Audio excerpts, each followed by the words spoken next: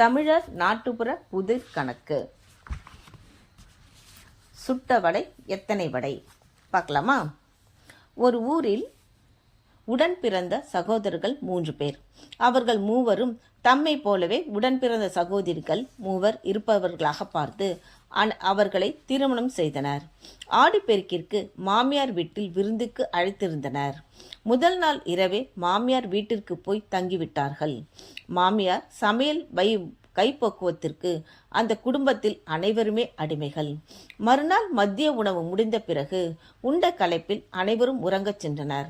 மாமியார் மட்டும் உறங்காமல் இரவு உண்பதற்கு மெதுவடைகளை தயார் செய்தனர். ஒரு பெரிய பாத்திரம் நிறைய வடைகளை சுட்டு வைத்துவிட்டு களைப்பில் அவரும் சற்று ஓய்வெடுக்கச் சென்றார். வடையின் வாசம் வீடு முழுவதும் பரவியிருந்தது. மருமகன்களின் நாக்கில் எச்சில் ஊறியது. இரவு வரை பொறுப்பதற்கு அவர்கள் மனம் இடம் கொடுக்கவில்லை. இப்போதே வடைகளை எடுத்து சாப்பிட வேண்டும் என்று துடித்தனர். எல்லோரும் நன்றாக உறங்கிக் கொண்டிருந்தார்கள். கடைசி மருமகன் மெல்ல எழுந்தான். நைசாக வடை பாத்திரம் இருக்கும் இடத்திற்கு சென்றான். பாத்திரத்தில் இருந்த வடைகளை எண்ணி 3 பங்குகளாக பிரித்தான். அதில் ஒரு பங்கை எடுத்து வேக வேகமாக சாப்பிட்டான். மீதமிருந்த வடைகளை பாத்திரத்திலேயே வைத்துவிட்டு மீண்டும் போய் படுத்துக்கொண்டான். கொஞ்ச நேரத்தில் 2வது மருமகன் எழுந்தான். நைசாக வடை பாத்திரம் இருக்கும் இடத்திற்கு சென்றான். பாத்திரத்தில் இருந்த வடைகளை எண்ணி 3 பங்குகளாக பிரித்தான். அதில் ஒரு பங்கை எடுத்து வேக வேகமாக சாப்பிட்டு மீதம் இருந்த வடைகளை பாத்திரத்தில் வைத்துவிட்டு மீண்டும் போய் படுத்துக்கொண்டான். அதன் பிறகு மூத்த மருமகன் எழுந்து வந்தான். நைசாக வடை பாத்திரம் இருக்கும் இடத்திற்கு சென்றான். பாத்திரத்தில் இருந்த வடைகளை எண்ணி 3 பங்குகளாக பிரித்தான். அதில் ஒரு பங்கை எடுத்து வேக வேகமாக சாப்பிட்டான். மீதமிருந்த வடைகளை பாத்திரத்திலேயே வைத்துவிட்டு மீண்டும் போய் படுத்துக்கொண்டான். மாலையில் கண் விழித்த அவர்களின் மனைவிகள் தம் கணவன்மார்கள் வடைகளை தின்ற விவரம் தெரிய வந்தது. அவர்கள் பாத்திரத்தில் இருந்த வடைகளை 3 பங்குகளாக பிரித்தனர். ஆளுக்கு ஒரு பங்கை தின்றார்கள். 3 பேருக்கும் ஆளுக்கு 8 வடைகள் கிடைத்தன. பாவம், வடைகளை சுட்ட மாமியாருக்கு ஒரு வடை கூட கிடைக்கவில்லை. அந்த மகள்களும் மருமகன்களும் வயிறார வடைகளை சாப்பிட்டதை எண்ணி அவர் மகிழ்ச்சி அடைந்தார்.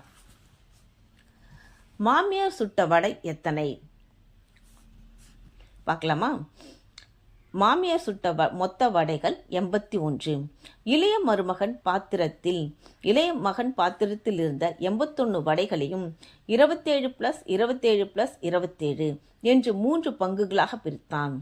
தான் 27 வடைகளை எடுத்துக்கொண்டு மீதி 54 வடைகளை பாத்திரத்தில் வைத்துவிட்டான்.